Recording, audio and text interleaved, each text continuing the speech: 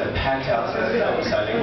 Also terrifying, but really, really awesome. And yeah, as Holly Bass said, I got this feature because of winning the Poetry Slam at Montgomery College in Rockville. So I thought I'd start out the night, my little set here, with doing that poem again. And this is kind of a poem I wrote when I was like, I don't know, 18 or so, about everything that I wanted to say to confused and or angry heterosexuals about my music.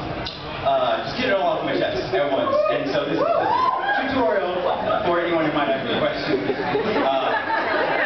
Yeah, and I call this one Some Fucking Choice. Yeah! Yeah! And so let me just say without pause today that this is the way I have been since the day I came into this world. Like a clog in a sink. The last of a body that can't even think about children anymore. My mother's womb, this tired, removed, downtrodden wound. And those first slots of air hit me dead in the face.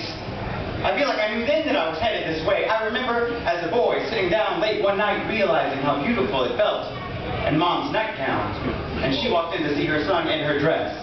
Taken back in denial, she did her fucking best to grab a shirt from my dad made of the same cloth, but a shirt is a shirt, and the feeling was lost.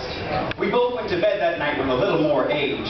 While you were promised marriage, I was promised AIDS. It was a few years later when I hit the bars of my cage. I smacked my head and looked up to see God staring down, singing songs with every other kid in my town, but with me, he looked sad, and he never said a word. And so I vowed then and there to live life eternal, and I accepted those truths. And I sang those songs, and I got up on Sunday, and I made sure to be on time.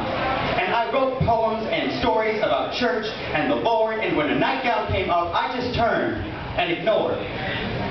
But some hair grew on my chest, and my voice got real low. And when my balls dropped, I tried not to show the world when and what made my dick grow. I didn't just dance around how sick I felt at the very idea of what would become of myself.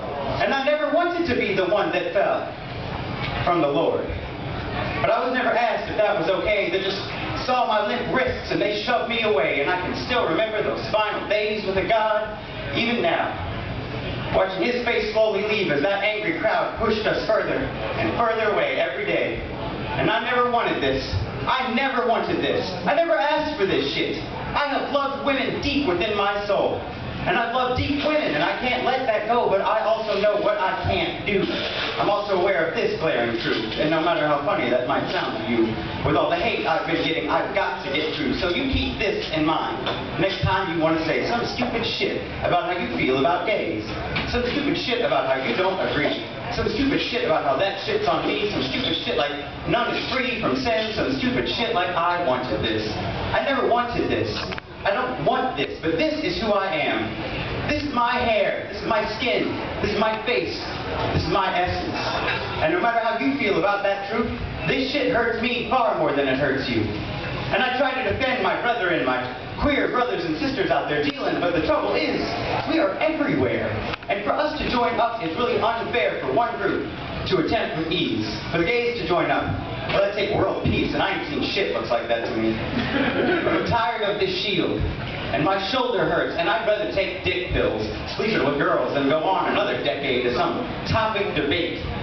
And who knows, maybe this is just the way that I feel because I was raised white, and I don't know what it's like in this life of living every day with at least some of a fight between the life that you lead and the one that's around you. And I just have to get used to the what's to get used to, but I must say, it's a whole new kind of hard, with very few struggling elders to call on, because no one said that Dr. King had a choice.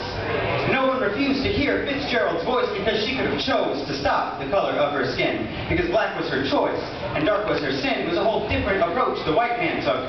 And now the white man's part of us, writing this book on hate in this way that's invisibly strong, telling our insides and our inseams what they think is wrong. And every group of people gets their chance to deal with coming to terms with these invisible feelings of their sons and daughters and what they can't hold in. And it seems like every fucking group has got to call it a sin, as we throw our hands up and sigh and just leave because we don't have the breath to explain exactly why that hurts before our eyes go moist and our throats go closed. Can't make no noise. And I can't take one more ignorant voice talking to me like it's some fucking choice.